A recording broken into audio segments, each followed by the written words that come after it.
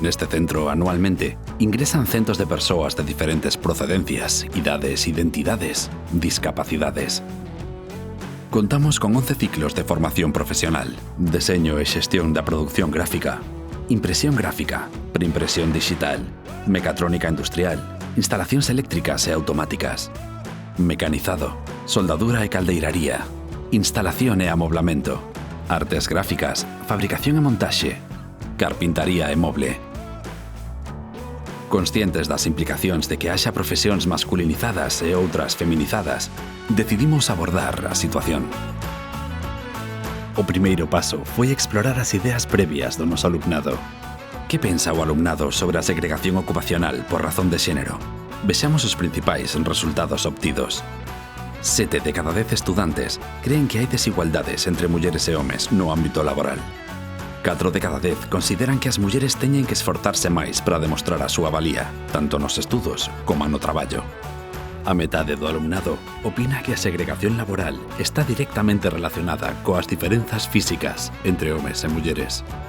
O 36% do alumnado pensa que as mulleres son máis responsables nos estudos e os homes máis rebeldes.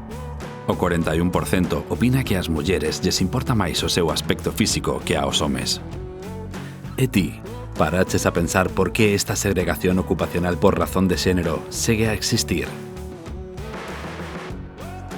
Buscando inspiración nas palabras de Malala Yousafzai, fagamos agora o noso futuro e fagamos que os nosos soños sexan a realidade de mañá. Acordamos intervir sobre esta realidade e sensibilizar o noso alumnado para romper con estes estereotipos de xénero que promoven a segregación ocupacional. E como? Pois usando o medio máis poderoso para cambiar o mundo. A educación. Decidimos formarnos e formar ao alumnado. Tras intensos meses de traballo, cal pensades que foi o resultado? Escoitemos algunhas das persoas participantes deste proceso.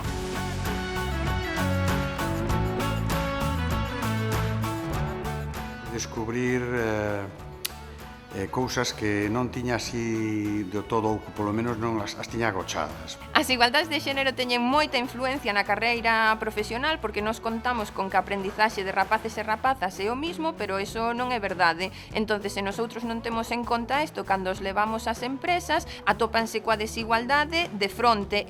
Por o tema de que a muller podes quedar embarazada ou así, xa non che queren. Teñen certas reticencias en algúns traballos a contratarte ou a darte unha oportunidade, non? Por o simple feito de non ser dun xénero ou non ser de outro xénero, non? Muchas empresas dan por hecho de que las mujeres somos débiles y no somos capaces de hacer nada. De feito, cando eu empecé a estudiar, había dúas rapazas. E había mestres que decían as faldas non pegan ben cas telecomunicacións. O sea, sí hai un teito. Ahora hai menos? Sí, hai menos, pero ainda se dá.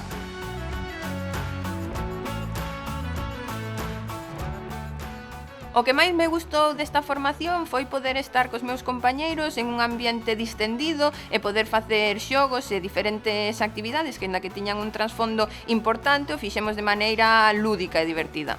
Poñer exemplos prácticos, non só exemplos teóricos, por decirlo así. Podemos participar todos e poñer cada un da nosa parte. E sobre todo os debates entre os alumnos, entre a clase, xa que nos axuda a poñer en común todos os nosos pensamentos e a entender conxuntamente por que as hai, por que existen as igualdades e como solucionar.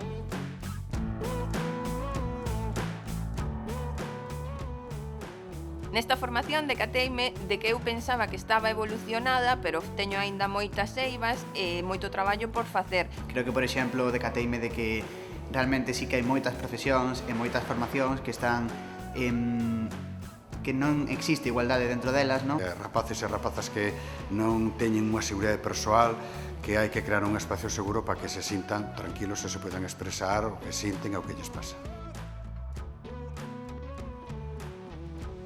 Se nosotros non somos conscientes como profesores e profesoras de que estamos ensinando en esas desigualdades, o único que estamos facendo é reproducíndoas para cando salen ao mundo laboral.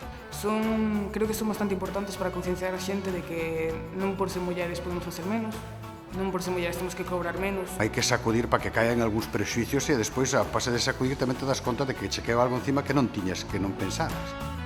É unha realidade que a segregación ocupacional por razón de xénero afecta a todas as persoas e ten consecuencias profundas nas nosas vidas, desde a elección profesional ata a xubilación. Nós demos os primeiros pasos, pero queda moito traballo por facer. Podemos conseguilo se traballamos nesta mesma dirección.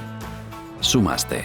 Consulta na páxina web da Deputación da Coruña o proxecto e aplícao no teu centro.